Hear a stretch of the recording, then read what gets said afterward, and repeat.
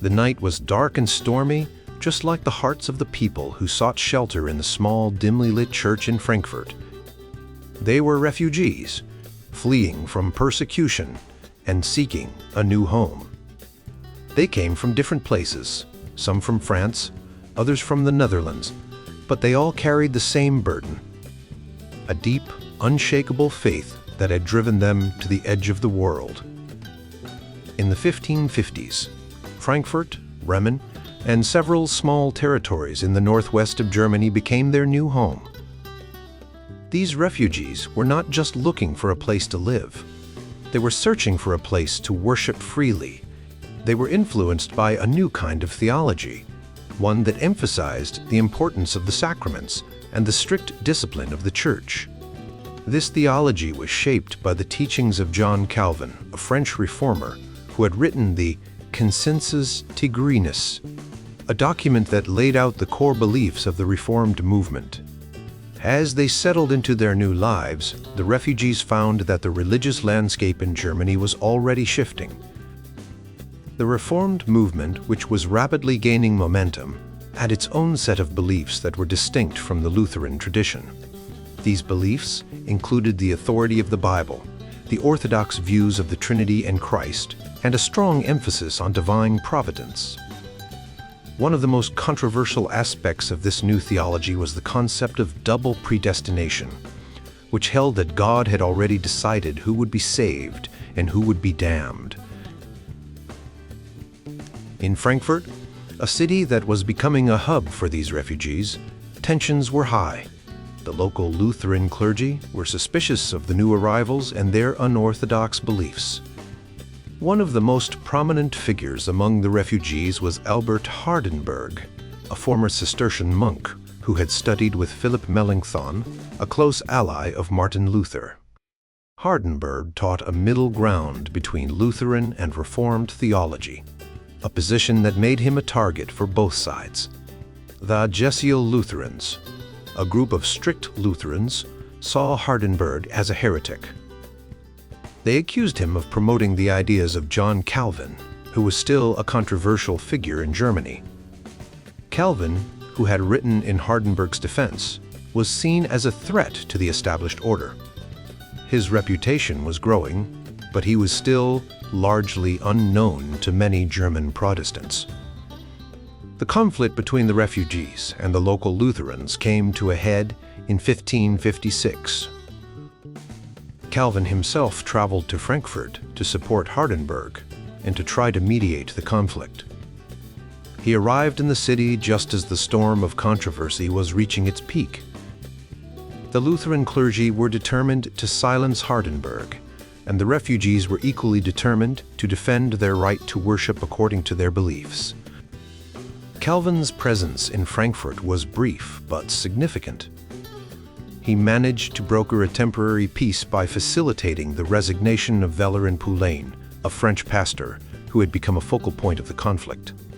However, the underlying tensions remained, and the struggle between the Reformed and Lutheran factions would continue to simmer for years to come. Meanwhile, in other parts of Germany, the Reformed movement was gaining ground. The Palatine Elector Friedrich III, a powerful prince who had recently come to power, was sympathetic to the Reformed cause. He invited foreign advisors and professors to his court in Heidelberg, where they established a new center of Reformed theology. The Heidelberg Catechism, written by Zacharias, Ursinus, and others, became a cornerstone of the Reformed faith in Germany. The 1550s were a time of great change and upheaval.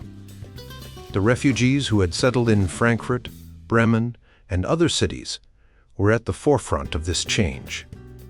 They brought with them a new way of thinking about faith and the Church, a way that would challenge the established order and reshape the religious landscape of Germany for generations to come. As the storm outside the Church raged on, the refugees inside found a glimmer of hope in their shared faith. They knew that the road ahead would be difficult, but they were determined to stand firm in their beliefs, no matter the cost. In the years after 1548, the Saxon electors' court favored a group of theologians known as the Adiaphorists or Philippists. These theologians followed the teachings of Philip Melanchthon, a close friend and colleague of Martin Luther. However, by 1571, the legacy of Melanchthon became more complex, and his ideas needed clearer explanations. This was partly because Christoph Pebzel, a Wittenberg theologian and Philippist, published a new catechism for Saxon schools. This catechism was meant to replace the existing Lutheran one, as ordered by Elector August. The Jesuit-Lutherans, who considered themselves the true followers of Luther, were not happy with Pebzel's catechism. They argued that it contained Calvinistic ideas about the Lord's Supper, which they saw as a deviation from the original 1530 Augsburg Confession. In Veriata, they accused Pebzel of being a strictu Calvinist, meaning he secretly held Calvinistic beliefs. The Elector August, influenced by these arguments, blocked the publication of Pebzel's catechism.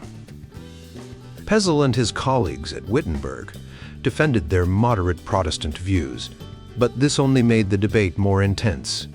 By 1574, Elector August was convinced that the Wittenberg scholars were spreading heresy in his land. He had Pebzel and his colleagues Caspar Pucer, Christian Schutz, and Johannes Stossel arrested and imprisoned in Torgau Castle. When they refused to renounce their views on the sacrament, Pebzel was moved to house arrest in Zeitz and eventually expelled from Saxony in 1576. Elector August then sought help from Jacob André, a theologian from Tübingen, to create a unified statement of Lutheran beliefs. This led to the development of the Formula of Concord in 1577, a document that summarized Lutheran orthodoxy. The Formula of Concord was embraced by the electors of Saxony, Brandenburg, and the Palatinate, which had recently become Lutheran under the rule of Ludwig VI. Governments used the Formula of Concord to identify and remove strict Calvinists from their positions. The victims of this purge were often students who had studied under Melanchthon's influence at Wittenberg and Leipzig. One such victim was Philip Appien, a mathematician and cartographer. He lost his job in Bavaria for refusing to swear an oath to the Catholic creed of the Council of Trent. He then moved to Tübingen, but in 1583, the Duke of Württemberg demanded that he subscribe to the Formula of Concord. Appien refused and lost his job again, ending his career. Another victim was Caspar Janssen, who was accused of being a crypto-Calvinist and had to flee Zittau after only a year of service. He was then forced out of the rectorship of the Kreisschule in Dresden in 1591. Caspar Rudel, who worked on the controversial Bible translation project, was also imprisoned in Dresden, but later resettled in the Palatinate as a pastor. Nicolaus Krill, the Chancellor of Electoral Saxony, was another prominent victim.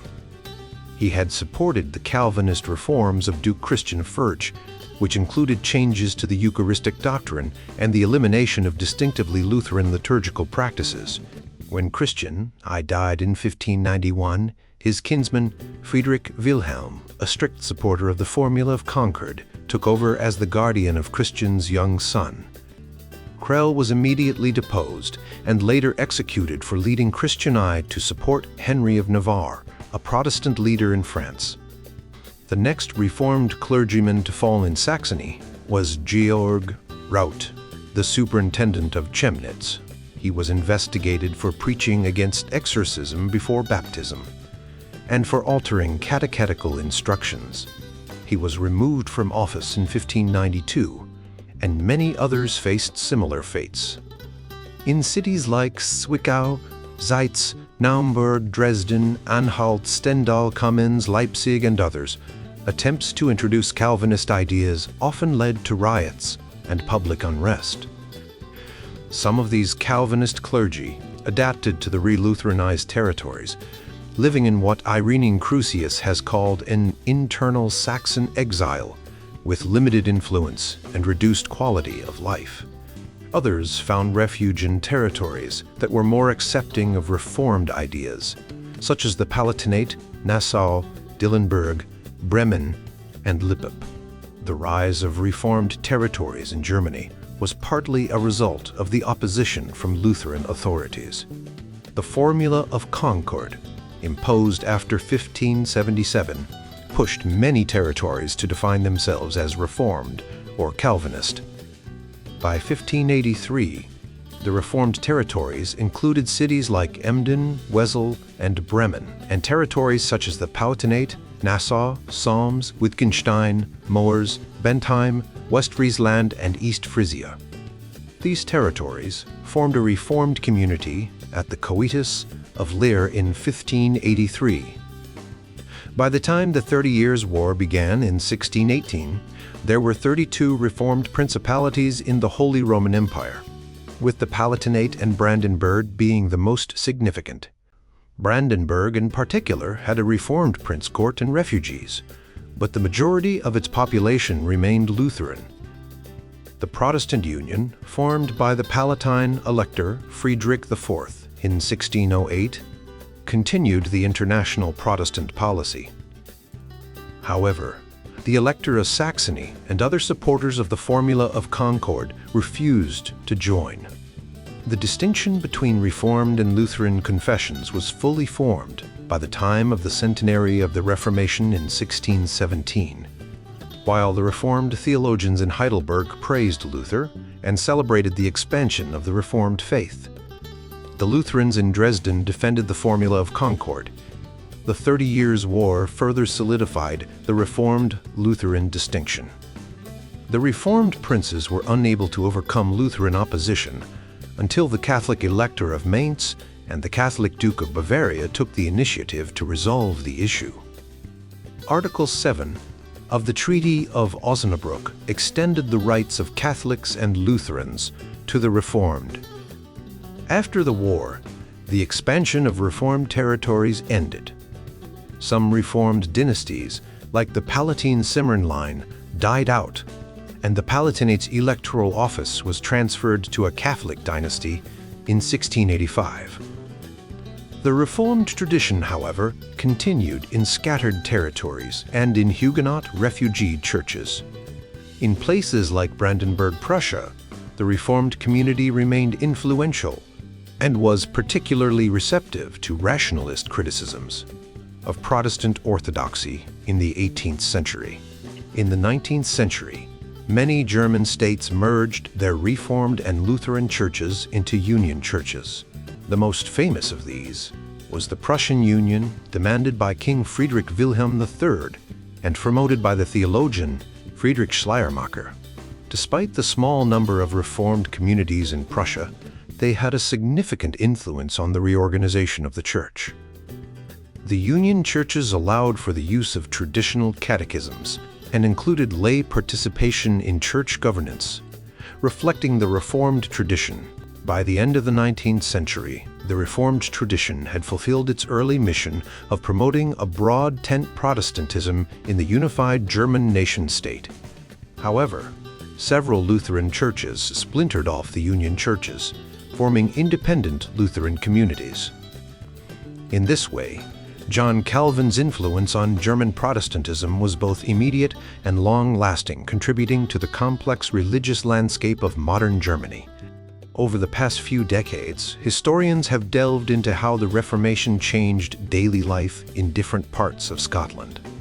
This research has focused on two main areas: the impact of the Reformation at the local level and the spread of new forms of worship.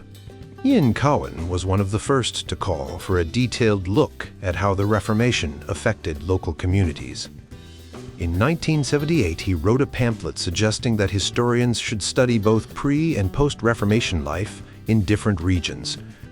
He followed this up with a broader survey of the Scottish Reformation in 1982, but his work only touched on a few aspects of local life. Michael Lynch's book, Edinburgh and the Reformation, was the first to provide a deep dive into a specific city. Lynch found that before the Reformation Rebellion of 1559–60, there was very little support for reform in Edinburgh. Even after the rebellion, the city remained divided, with Protestant and Catholic factions fighting for control of the town council. This struggle was further complicated by the presence of Mary, Queen of Scots, who lived in Edinburgh from 1562 and allowed Catholics some freedoms. In the 1980s and 1990s, more studies emerged, each focusing on a different part of Scotland. For example, one study looked at the Reformation in Angus and the Mearns, another in Perth, and others in Aberdeen and Ayrshire.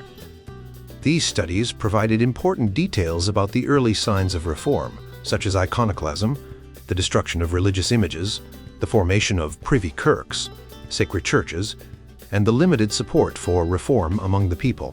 However, they didn't spend much time on what happened after the Reformation, particularly how the new Calvinist culture was established in these areas.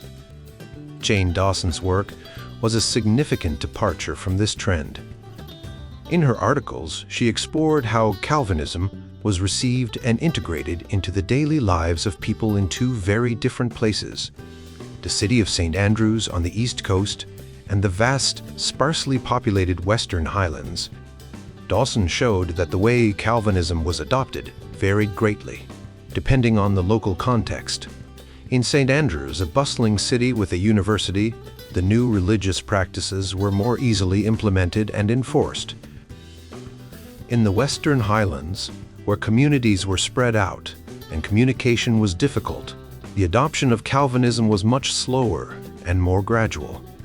While local studies have been crucial in understanding the Reformation's impact, historians have also looked at how new forms of worship spread across Scotland. This includes the way Calvinist ideas and practices were introduced and adapted in different regions. One key figure in this process was John Knox, who played a central role in the Reformation Rebellion and the establishment of the new kirk. Knox's writings and sermons were instrumental in spreading Calvinist ideas, but the actual implementation of these ideas varied widely. In some places, like Edinburgh and St. Andrews, the new church structure and discipline were quickly put in place. In other areas, especially in the Highlands and remote regions, the transition was much slower. The role of local leaders and ministers was also crucial. In many towns and villages, the success of the Reformation depended on the enthusiasm and commitment of local clergy. Some ministers were strong advocates of Calvinist doctrine and worked hard to implement it, while others were more hesitant or resistant. The spread of new forms of worship also involved changes in education and literacy. The Reformation emphasized the importance of reading the Bible and understanding religious texts, which led to an increase in literacy rates. Schools and universities played a vital role in this process, teaching new generations about Calvinist theology and practices. In some regions, the Reformation also brought about changes in social and cultural norms. For example, the new emphasis on personal piety and moral discipline led to stricter rules about behavior, such as dress codes and Sabbath observance.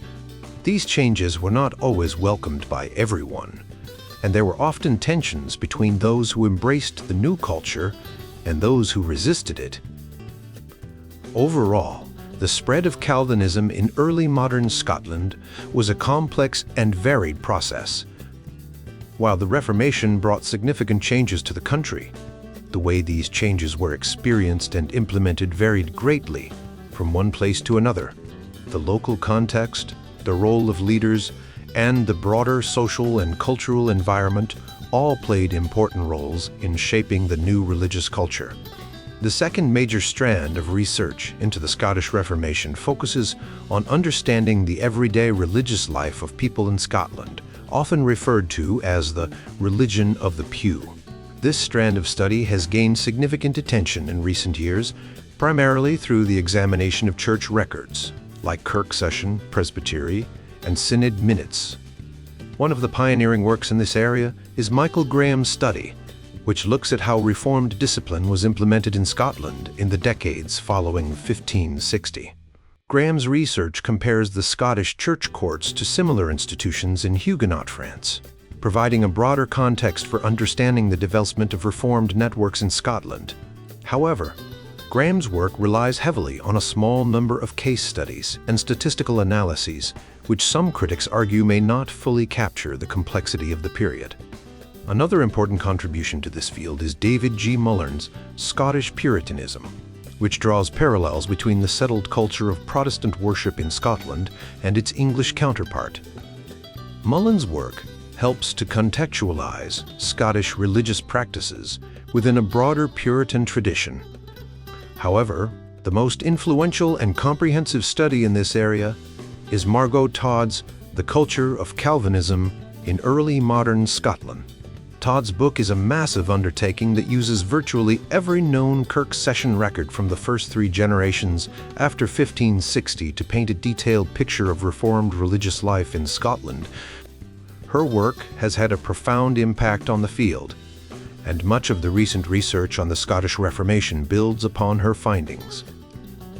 Todd argues that the process of popularizing Calvinism in Scotland was a dynamic and ongoing negotiation between the elite clergy and the parishioners. This process was driven by a relentless effort to provide an educated clergy and to create a literate and theologically informed laity through various means, such as catechism, sermons, and the founding of schools. As the rich sensory experiences of Catholic worship were replaced by the simpler, more text-focused Reformed services, the sacrament of communion became a central ritual. The preparation for communion involved rigorous scrutiny of parishioners' behavior, including reconciliation with neighbors, fasting, and other forms of penitence. Communion tokens, often made of lead and stamped with the parish name and date, became symbols of religious commitment and reflected the unique identity of each parish. Kirk sessions, the local church courts, played a crucial role in this cultural transformation. These sessions, comprising the minister and a group of lay elders, met regularly to investigate and judge cases of moral and religious offenses. They dealt with a wide range of issues from sexual misconduct and drunkenness to doctrinal errors and Sabbath violations. Elders often discovered these offenses themselves by visiting parishioners and observing their behavior, especially during Sunday services. Those found guilty of serious offenses were subjected to public repentance, which could involve sitting on repentant stools at the front of the church with a visible marker indicating their sin. For more severe cases, physical restraints like jogs and branks were used, and sinners might be paraded around the town in sackcloth. These public displays of penitence were designed to reinforce community norms and provide a sense of moral satisfaction. Despite the strict enforcement of Reformed discipline, Kirk sessions also provided important social services, such as poor relief, education, and financial management. They intervened in family disputes, domestic violence, and cases of rape, playing a crucial role in maintaining social order. Todd's portrayal of early modern Scotland as a Puritan nation by the 1630s is compelling because of the extensive anecdotal evidence she presents. Her human-centric account makes it clear that this was an inclusive and systematic culture that accommodated both the godly and the ungodly, providing community satisfaction through public repentance and tolerating a limited amount of profane behavior, while directly mediating in every aspect of family life. However, Todd's study has been criticized for its reluctance to engage in statistical analysis, which some argue could provide a more nuanced understanding of how Reformed culture developed over time. Todd's generalization that this culture was established by the 1570s or 1580s has been challenged by the lack of extensive early records and the known challenges in record-keeping during the early post-Reformation period. Recent area studies, such as those by John McCallum on Fife, have taken a more quantitative approach, using the available Kirk session and presbytery data to show that a fully embedded Reformed culture only began to take hold in the 1590s. McCollum's research highlights the distinction between the appointment of ministers and readers, with the latter often providing only basic scriptural lessons and lacking the authority to administer sacraments. This distinction suggests that the preaching ministry was much thinner on the ground in the early decades after the Reformation.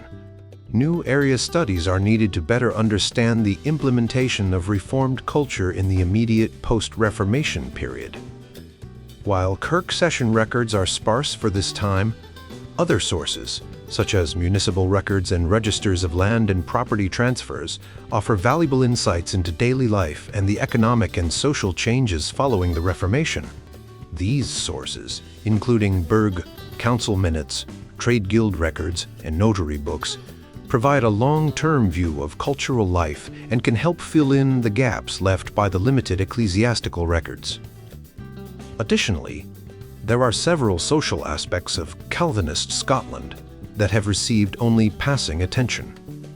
For example, John McCallum's work on poor relief and charity in Scotland has shown that assistance to the poor was a central aim of Kirk sessions from the start, and that a network of relief gradually developed over the century after 1560. However, more research is needed on the lived experience of women and the impact of Calvinism on gender roles, as well as on the prosecution of homosexuality and other sexual offenses. These topics, while challenging to study due to the limited sources, are crucial for a comprehensive understanding of Reformed culture in early modern Scotland. The world of 16th century Scotland was a place where religion and politics were deeply intertwined. For a long time, historians have often looked at the political and noble aspects of Scottish history separately from the religious life of the people. However, this separation doesn't fully capture the complexity of the time. Keith Brown, a historian, has been a pioneer in exploring how the religious lives of the nobility influenced their political and social actions, especially in areas like blood feuds and noble power. The rise of Calvinism, a strict form of Protestantism, played a significant role in changing the way people resolved conflicts. Before the Reformation, blood feuds were common, and noble families often settled disputes through violence. But as Calvinism spread, it brought new ideas about forgiveness, community, and the rule of law. At the same time, the Scottish legal system was growing stronger, and the royal government was becoming more centralized. These changes worked together to reduce the frequency of blood feuds, but the influence of Calvinism was just as important. Despite this, historians have not paid much attention to the day-to-day religious lives of the nobility. How did they practice their faith in their homes? How did they support their local churches and help the poor? How did they interact with the Kirk sessions, which were the local church councils responsible for discipline and welfare? These questions are crucial for understanding the full picture of religious life in Scotland during this period. One key aspect of noble life was the system of patronage. Before the Reformation, nobles often controlled church positions like parishes, chaplainries, and alterages. Even after the Reformation, many of these positions remained under noble control. For example, the Kennedy Earls of Cassilis continued to control many church positions at St. Salvator's College in St. Andrews well into the 17th century. This meant that nobles had a significant influence over who became a minister or held other important church roles. In 1587, the Scottish Parliament passed a law called the Annexation of the Temporalities of Benefices, which allowed nobles to take control of former abbey lands. This gave them even more power and wealth, but it also meant they had a greater responsibility to support the church. However, there is a common belief that once nobles gained control of the church, they lost interest in true religious devotion and only cared about the financial benefits. This view is partly due to a lack of detailed biographies of the nobility, which would provide more insight into their personal religious beliefs and practices. Some nobles like Francis Stuart, the 5th Earl of Bothwell, were known for their active support of the church. Bothwell was a patron of many local ministers and helped to establish a strong network of churches in his territories. William Douglas, the 8th Earl of Angus, was another noble who showed a deep commitment to the Reformed faith. After a political crisis known as the Ruthven Raid, he set up a community of ministers and exiled nobles in Newcastle, where they could continue their religious work. George Keith, the 4th Earl Marischal, is an interesting case. He was one of the wealthiest men in Scotland, thanks to his vast lands along the east coast. Despite his wealth, he was not a major player in court politics. Instead, he focused on supporting education and founded Marischal College in Aberdeen in 1593. Keith's personal life, however, was complicated. He was not a particularly pious man and had a troubled marriage which ended in divorce. His interest in architecture and decoration also showed a fascination with classical and Roman culture, which was not typical of a strict Calvinist. By the 1590s, a more conservative attitude towards religion had emerged among the nobility. While the early reformers were passionate about their faith, their children and grandchildren were less enthusiastic. They were more willing to compromise on issues like the role of bishops and the king's involvement in church affairs. This shift reflects the broader changes in Scottish society as the Reformation settled into a more established form. In the intellectual world, the Reformation brought both changes and continuities. While the everyday life of most people in Scotland changed dramatically after 1560, the intellectual culture retained many elements from the pre-Reformation era. Historians have studied how John Knox and George Buchanan, two key figures in the Reformation, were influenced by Calvin's ideas, and how their work fit into broader European debates about resistance to authority. Education was a major focus of the Reformers. The first book of discipline, published in 1561, called for a school in every parish to ensure that everyone could read the Bible. While this goal was slow to be achieved, by 1633, nearly 800 schools were recorded in Scotland, mostly in the lowlands. Many of these schools were continuations of medieval institutions, often supported by local gentry. The Reformation did, however, lead to the decline of music schools, which were closely tied to monastic and cathedral churches. The universities of Scotland also underwent changes during the Reformation. St. Andrews, Glasgow, and Aberdeen, the three medieval universities, were initially intended to become Protestant seminaries. However, this plan was not fully realized. In Aberdeen, the university remained Catholic until 1569, when the entire teaching staff was replaced with Protestants. Glasgow struggled financially and was reduced to just 2 staff members for many years. St. Andrews made some changes to its curriculum, removing certain Catholic texts, but largely continued to teach the works of Aristotle. Andrew Melville, a key figure in the Reformation, played a crucial role in reforming Scottish education. He introduced a new curriculum at Glasgow and later at St. Andrews, emphasizing the study of Greek and Latin, logic, and the biblical languages. He also established a 4-year postgraduate course for ministers at St. Mary's College, focusing on Reformed theology and biblical exegesis. Melville's reforms were successful when he was directly involved, but they faced resistance and sometimes failed when others tried to implement them. The intellectual culture of Scotland in the post-Reformation period was characterized by a mix of old and new ideas. While the Reformed faith brought new theological perspectives, the methods and tools of scholasticism, such as the use of syllogisms and the works of Aristotle, remained important.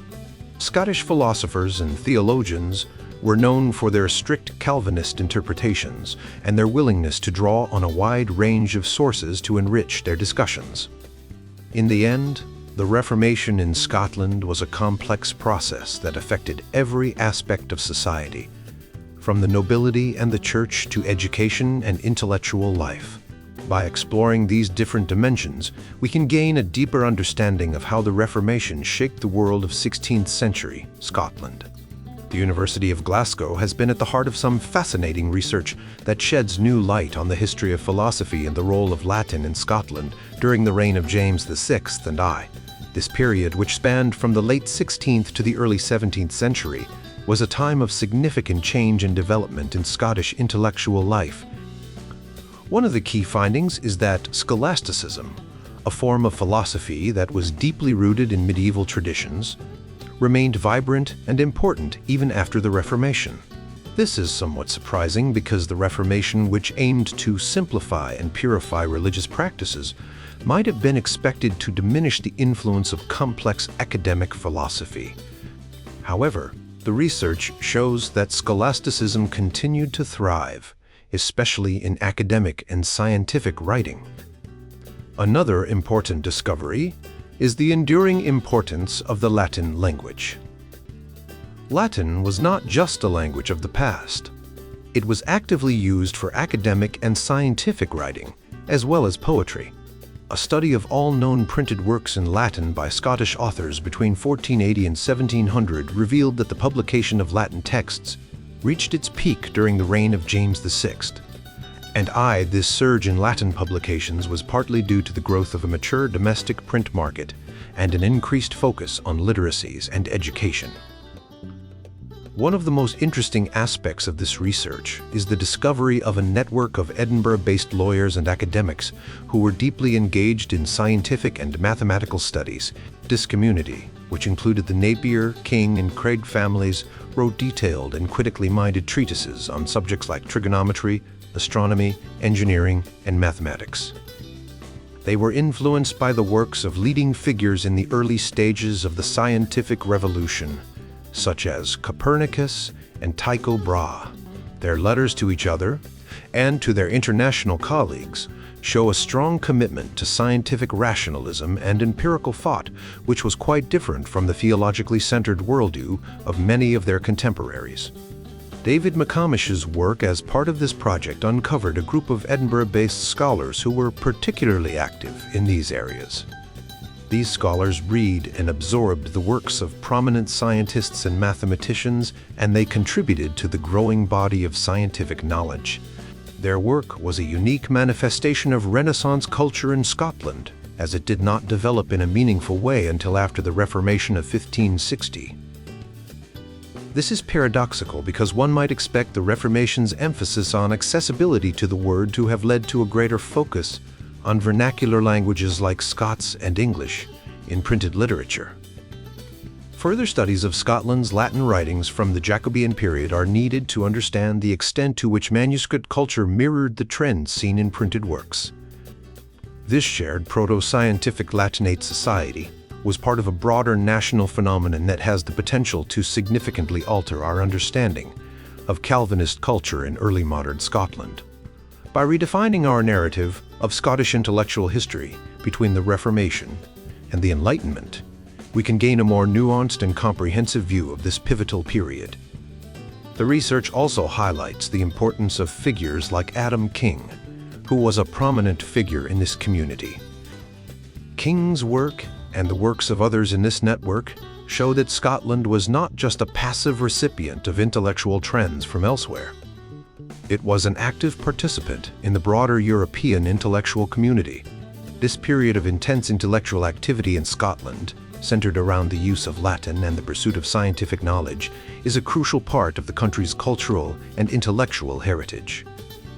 Recent studies have shown that Reformed refugees in the 16th century had a huge impact on Europe, not just in terms of numbers, but also in culture, economy, and ideas. Cities like Geneva, Emden, and Wesel became major centers for these religious reformers, who not only swelled the population but also became key players in spreading Protestant ideas through books and publications. John Calvin, a famous Reformed exile, influenced religious thinking across Europe. These refugees also brought new skills and trade connections, boosting the economies of their host cities. Some even traveled to the New World, shaping the religious landscape of early European colonies in North America. But the story of these Reformed refugees is more complex than just a tale of heroes and triumph.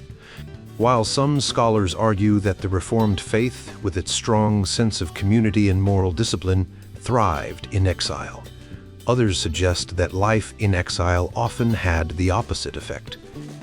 Exile could be a time of confusion and change, where religious identities were challenged, and people had to learn to live with those of different beliefs and cultures.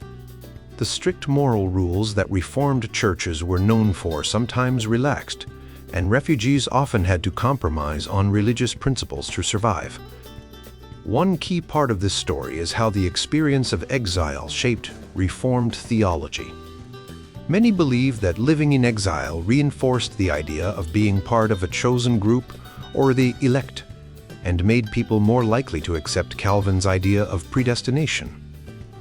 However, this view is not entirely accurate. The term Calvinism itself was originally a slur used by Calvin's enemies to suggest that his followers were more loyal to a man than to Christ. Recent research shows that other reformers, like Jan Lasky and Heinrich Bullinger, were just as important to the Reformed movement. Calvin himself often advised refugees to work with Lutherans rather than insisting on a strict Reformed identity. During the 1550s to 1580s, when the largest waves of religious exiles occurred, the lines between Reformed and Lutheran theology were still blurry. Many cities, including Zurich and Geneva, were open to the idea of a broad Protestant alliance. Even in exile, Reformed leaders often disagreed on theology. For example, in the 1560s, the French-speaking church in London saw heated debates between its ministers, Pierre Alexandre and Nicolas de Galers, over how much power the congregation should have in church matters.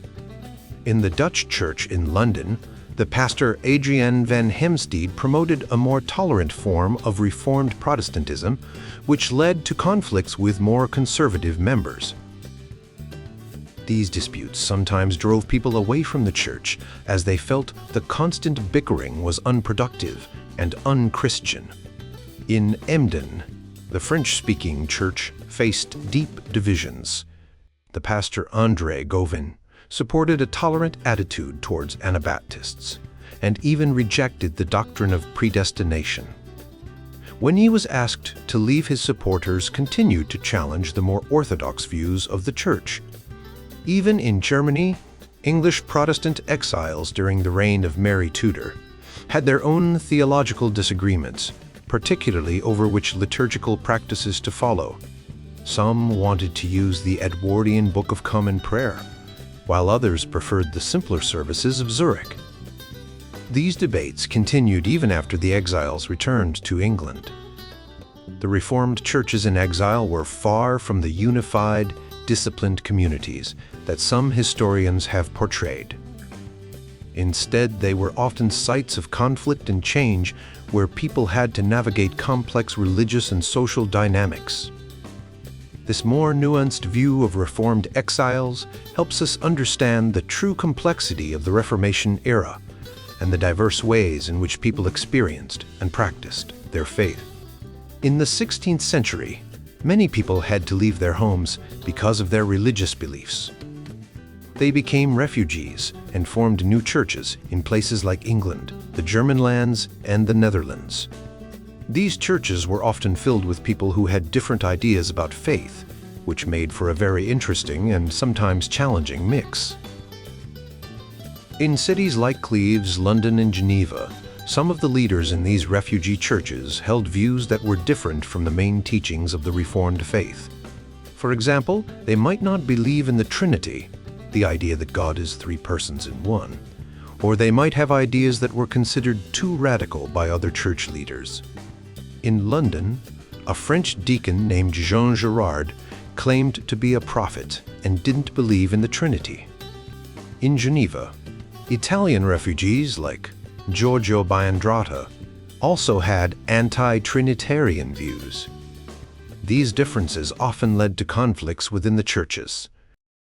Sometimes, people with different beliefs would move between Reformed and Anabaptist, a different Christian group communities. In Wesel, for example, Anabaptists would join the Reformed Church to get help or to be seen as respectable.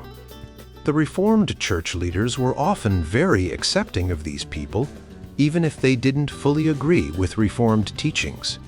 Despite these challenges, many Reformed refugees saw themselves as exiles, people who were suffering for their faith. They wrote about their experiences to encourage others and to gain support. However, not everyone saw their situation the same way. Some thought that leaving their homes was a sign of weakness, not bravery. Also, many other Christian groups, like Lutherans and Anabaptists, also saw themselves as exiles and wrote about their struggles. When it came to how the churches were organized, the Reformed refugees were not as strict as some historians once thought.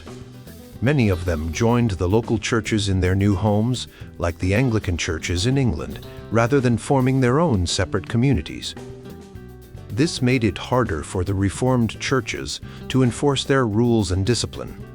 In London, for example, the Dutch church complained that the English churches were accepting members who had been kicked out of the Reformed churches, which undermined their authority. The relationship between the Reformed refugee churches and the government was also more complicated than once believed. In England, the refugees recognized the king as the ultimate authority in matters of faith and accepted the oversight of bishops. On the continent, the refugees in cities like Emden and Frankfurt also accepted the authority of the local government. They often had to prove that they followed the accepted religious beliefs to be allowed to stay in these cities. All of this shows that the Reformed or refugee churches were not as unified or as independent as some people thought. They were often influenced by the local culture and government, and they faced many challenges in maintaining their identity and discipline. This disorganization might explain why Reformed Protestantism never developed a single unified structure or set of beliefs. There were attempts to create a formal Reformed union, but they didn't succeed. The most famous of these was the Synod of Dort in 1618-19, which tried to create a standard set of beliefs for Reformed churches. However, even this effort had its problems. The Dutch Reformed in England were not allowed to attend, and the French and German delegates had their own issues. In the end, the Synod of Dort was more about solving a specific controversy in the Dutch Reformed Church than creating a unified Reformed movement. So, while some Reformed refugees did develop strong, zealous beliefs, most of them were more flexible and adaptable.